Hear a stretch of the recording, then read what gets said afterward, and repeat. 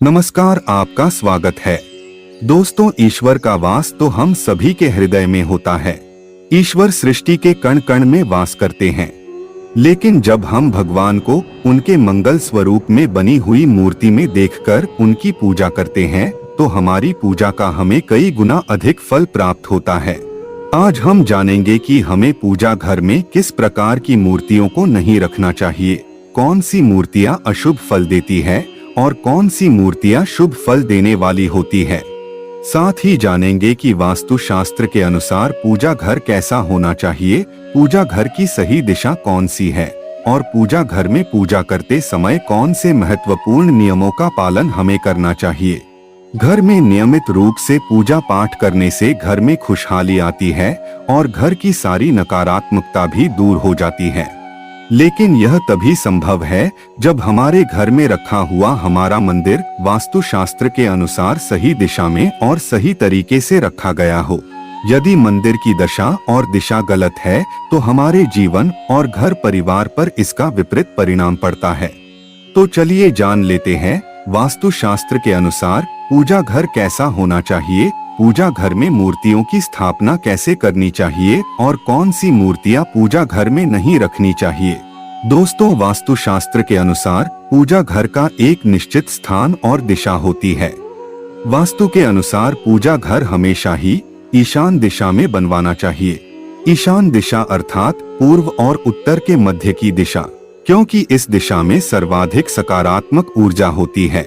इस दिशा में पूजा घर बनवाने से और पूजा पाठ करने से अत्यधिक शुभ फल प्राप्त होते हैं। वास्तुशास्त्र के अनुसार पूजा घर हमेशा स्वच्छ रखना चाहिए। पूजा घर में टूटा फूटा सामान, पुराने कपड़े, पुराने बर्तन, चमड़े से बनी चीजें आदि नहीं रखनी चाहिए। इसका पूजा घर की ऊर्जा पर नकारात्मक प्रभाव पड़ता है। पूजा घर में सदैव ही दीपक जलाए रखना चाहिए। नित्य शाम के समय पूजा घर में एक दीपक जरूर जलाना चाहिए। इससे पूजा घर में सकारात्मक ऊर्जा बनी रहती है। जिस स्थान पर पूजा घर होता है उस स्थान पर बिना स्नान किए नहीं जाना चाहिए और मंदिर को बिना स्नान किए कभी स्पर्श नहीं करना चाहिए। चंद्र ग्रहण और सूर्य ग्रहण के समय मंदिर को किसी वस्त्र से ढक कर रखना चाहिए। इससे पूजा घर की पवित्रता बनी रहती है। आइए अब जानते हैं पूजा घर में रखी जाने वाली मूर्तियों के बारे में महत्वपूर्ण जानकारी। सबसे पहली है गणेश जी की मूर्ति। पुराणों में भगवान गणेश जी को प्रथम पूज्य माना जाता है। किसी भी कार्य की शुरुआत करने से पहले भगवान गणेश जी की पूजा की जाती है। पूजा घर में गणेश जी की एक ही मूर्ति रखनी चाहिए। एक से ज्यादा गणेश जी की मूर्ति नहीं रखनी चाहिए। वास्तु शास्त्र के अनुसार गणेश जी को माँ लक्ष्मी के बाईं ओर रखना चाहिए और माँ सरस्वती को देवी लक्ष्मी के दाहिनी ओर रखना चाहिए।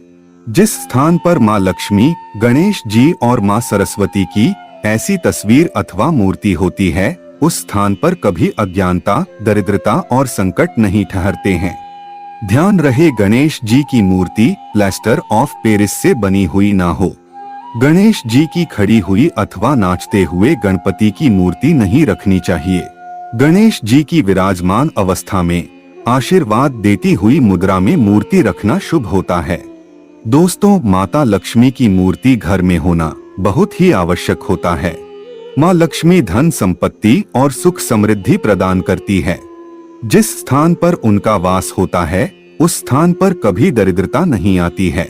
इसीलिए पूजा घर में माँ लक्ष्मी की मूर्ति जरूर होनी चाहिए।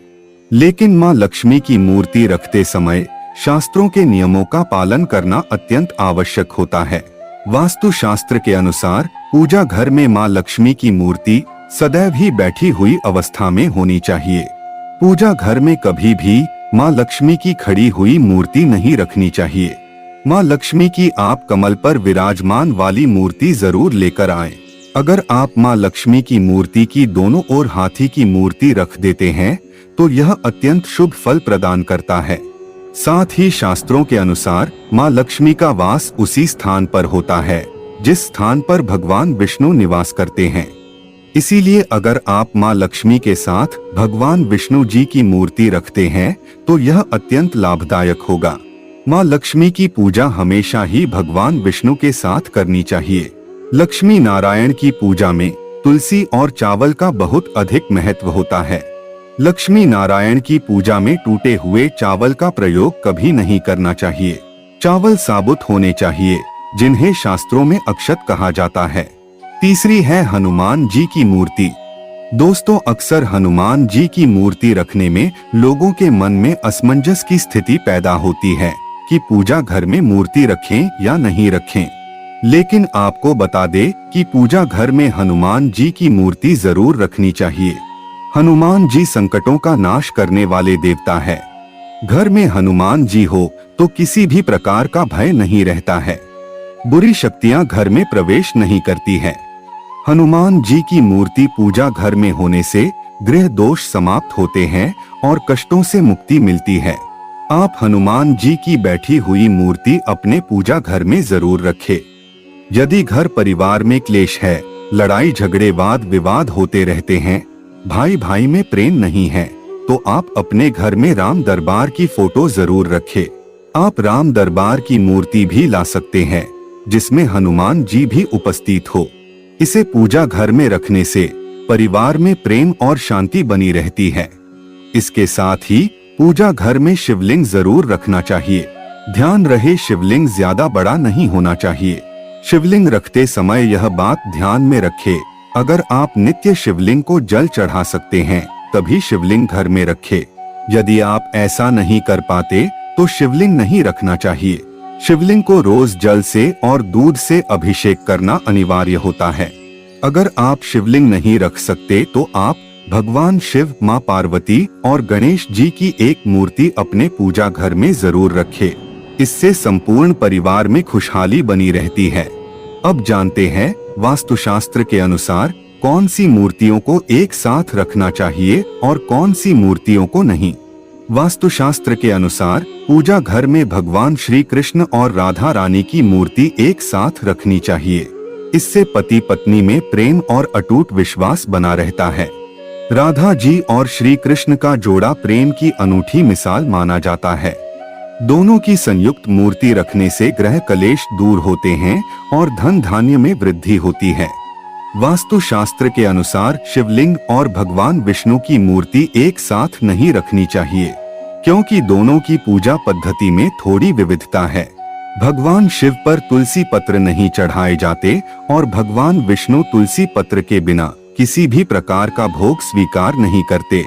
इसीलिए श्री हरि विष्णु और देवादि देव महादेव की मूर्तियां एक साथ नहीं रखनी चाहिए। आप अपने घर में किसी अन्य स्थान पर ब्रह्मा, विष्णु और महेश की तस्वीर लगा सकते हैं, लेकिन पूजा घर में इन तीनों की मूर्तियां एक साथ नहीं रखनी चाहिए। शास्त्रों के अनुसार पूजा घर में ब्रह्मदेव की मूर्ति रखना वर्जित है। वास्तु शास्त्र के अनुसार पति और पत्नी के कमरे में हनुमान जी की तस्वीर अथवा मूर्ति रखना वर्जित है। अगर कोई व्यक्ति अविवाहित है तो वह अपने रूम में हनुमान जी की मूर्ति रख सकता है, लेकिन विवाह के बाद हनुमान जी की तस्वीर नहीं लगानी चाहिए। हनुमान जी ब्रह्मचारी है, उन्हें ऐसे स्थान पर नहीं रखना चाहिए जिस स्थान पर प्रतिक्रिया की जाती हो। पति पत्नी को अपने कमरे में श्री कृष्ण और राधा जी की तस्वीर लगानी चाहिए। वास्तुशास्त्र के अनुसार पूजा घर में कभी भी मृत परिजनों की तस्वीर नहीं रखनी चाहिए। हमारे मृत परिजन भगवान नहीं है, उनकी पूजा रोज करना अशुभ माना जाता है। मृत परिजनों की पूजा केवल पितृपक्ष में ही करनी चाहिए। पूजा घर में मृत परिजनों की अथवा अन्य साधु संतों की तस्वीर भी नहीं लगानी चाहिए। पूजा घर का स्थान केवल आपके आराध्य का होता है, आपको केवल उनको ही सर्वोच्च स्थान देना चाहिए। वास्तु शास्त्र के अनुसार पूजा घर में कभी भी राहु केतु, शनि देव, मां काली आदि की तस्वीरें अथवा मूर्ति भी नहीं रखनी चाहिए, क्योंकि ये सभी देवता उग्र देवता की श्रेणी में आते हैं। इनकी पूजा तंत्र साधना से की जाती है। इनकी पूजा करना अत्यंत कठिन होता है और कोई भी साधारण मनुष्य इनकी पूर्ण विधि से पूजा नहीं कर सकता। इन देवताओं की पूजा में चूक होने पर अशुभ परिणाम प्राप्त होते हैं। अगर आपके पास अधिक समय नहीं है तो आप अपने पूजा घर में केवल एक ही मूर्ति रखें जो आपके आराध्य है अथवा कुल देवता की है। बहुत सारी मूर्तियां रखकर उनकी पूजा न करने से देवी देवताओं का अपमान होता है। तो दोस्तों, इस प्रकार से आप अपने पूजा घर में देवी देवताओं की मूर्तियां रखकर घर का वातावरण पवित्र बना सकते हैं। उम्मीद है आपको यह जानकारी अच्छी लगी होगी। वीडियो को लाइक जरूर करें, कमेंट में जय श्री कृष्ण और जय मां लक्ष्मी जरूर लिखें। साथ ही चैनल को सब्सक्राइब करें। आप सभी का धन्यवाद।